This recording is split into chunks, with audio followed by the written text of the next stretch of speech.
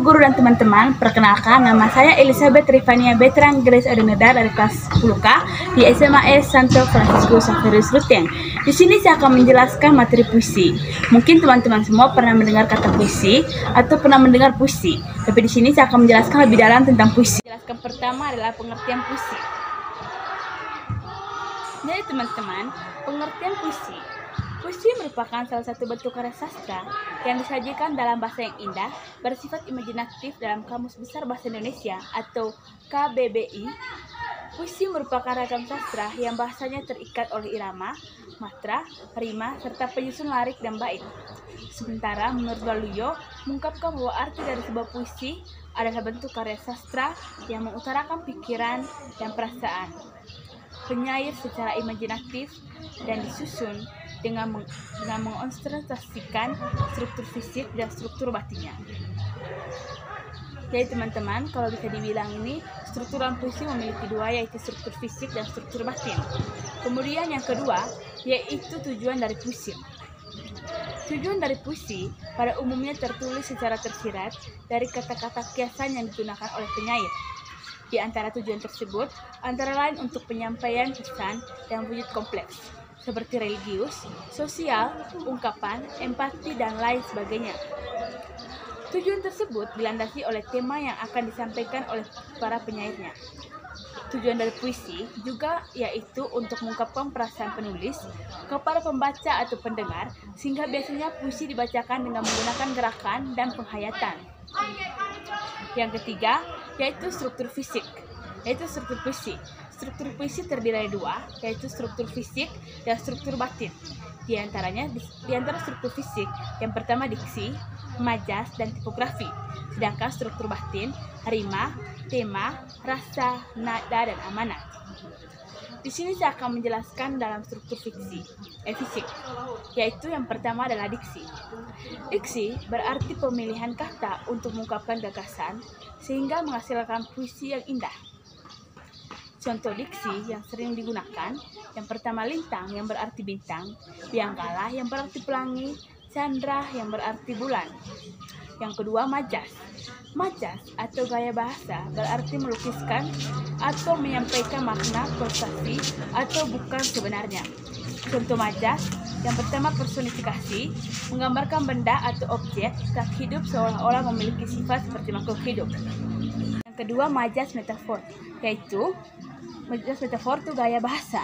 Yang ketiga tipografi. Tipografi merupakan puisi yang memiliki bentuk unik dan memiliki makna tersendiri yang ingin penyair sampaikan.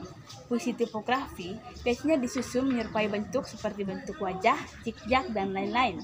Yang keempat, imagery. Imagery adalah deskripsi visual dengan menggunakan percindaan saat menulis puisi. Contoh pendengaran dan dalam dadaku memerdu lagu.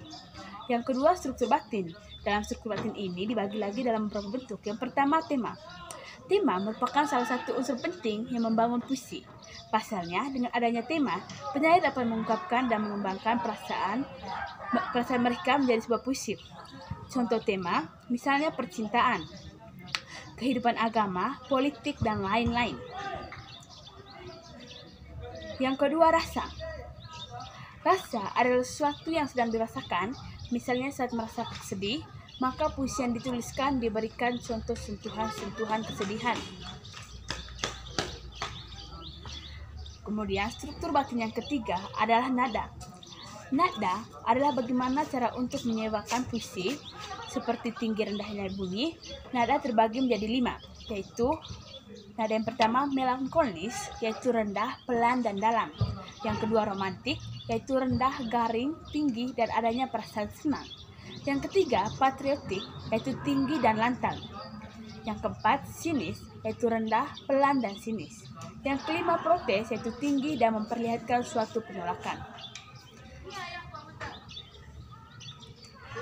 Di sini saya akan menjelaskan ciri atau kaidah kebahasaan puisi.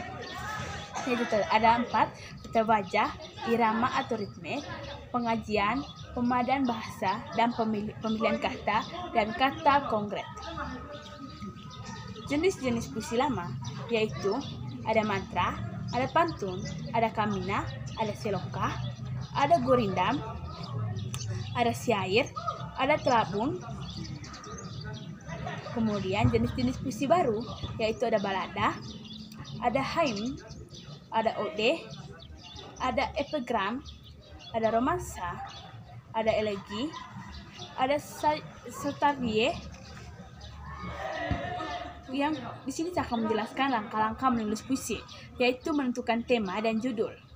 Yang kedua, menentukan tema kunci. Yang ketiga, gaya bahasa dan diksi. Yang keempat, gunakan rima. Yang kelima, tentukan bait. Yang kedua, yaitu akan menjelaskan tentang musikalisasi puisi.